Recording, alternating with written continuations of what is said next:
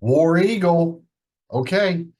This is a quad one road victory for Auburn. So no longer can we say that is against us. And Texas A&M keeps moving up the charts. So maybe eventually we'll backdoor ourselves into two. This is also the 22nd game of the season.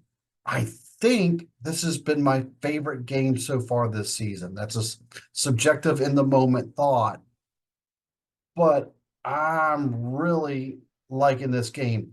Obviously, 56 points in the second half always does you well.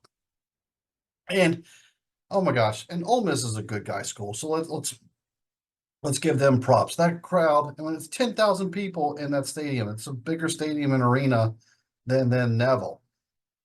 I I love how everybody was wearing the light blues because those are so cool. And I love how that crowd was absolutely rocking. And Ole Miss could not miss to start off with. I mean, they were just every shot would go in. And congratulations, former Auburn Tiger Alan Flanagan. I said this for the past four seasons when he was there, and now here being season number five, he's just smooth. 20 points for him. Hey, Ole Miss is going to make the tournament, and I hope they make it to at least the round of 32. Chris Beard has got this team doing well one season ahead of time at minimum, one season ahead of time. There's that. What I liked was the second half. Take everything inside. Take everything inside and make it a 0 foot shot. Take it inside, get to the rim, get your foul shots, and it opens up the wide open look. It's ABC basketball. And that's exactly what happened in the second half. Game ball today went to Chad Baker Mazzara, and it was more than just his halftime speech. Okay. Almost a double double, 15 points, 9 rebounds. He had an assist, a block, and a couple of steals. Just a balanced performance all around. Janai Broom started off with zero again in the first half. How many times has he had a zero in the first half and double digits in the second? So he had 15 and 9 with 7 assists. I mean, when was the last time you had your big man lead the team in assists? He had seven. Seven different Auburn Tigers had an assist. Okay, that's huge. We shot 1.338 points per possession. It was an offensive night. 91-77. It's all offense. It's all offense. But in the second half, we held Ole Miss to 33. And when you're shooting here the entire time in the first half, eventually it's going to level down. And Auburn did get some more hands up on defense. We caused a lot less self-inflicted turnovers, caused some more turnovers for them, and it was just a two-way street. And then a plus 23 second half margin was the difference maker. Auburn had 6 different players, I believe, scored double digits. KD's technical foul at the end of the regulation, or right before at the end of the game, was everything the second half was about. Missed shot, you crash the boards, you get the offensive rebound, and you get a 0 foot shot. And that's exactly everything he got. He did. He also did a pull up afterwards. I think initially he thought somebody was under him, so it was a player safety holding onto the rim, which is allowed.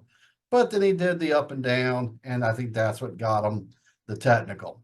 I mean, that's splitting hairs on that one. But that one play exemplified everything in the second half Auburn was wanting and trying to do. And when you have 6 different players scoring double digits, that's balanced performance. That's showing you everything that you want to do as a team, so you're not one-dimensional.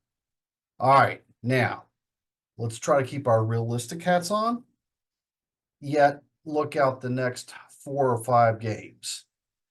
Wednesday night, circling it for the past 2.5 weeks, Alabama comes in.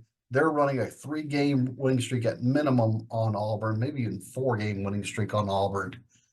That has got to be a must win. There's that one. Okay.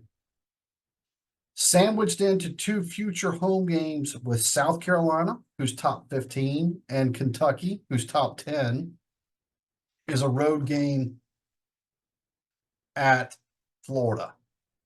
So if I have to be honest, the game that I'm most thinking is a trap game and a game that might not go well is the road game in Gainesville. We'll worry about that after Alabama.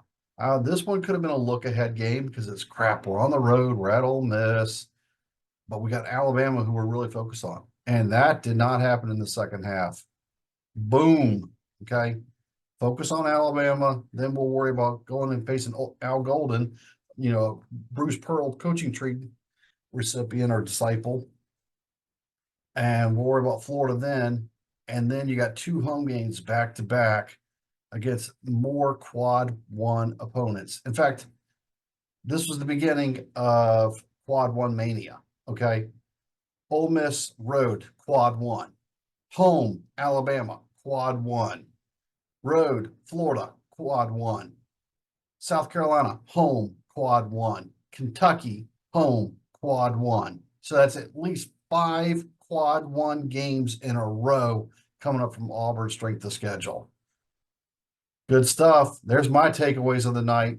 What's yours? Give me some feedback. Please post your comments. And thanks for watching.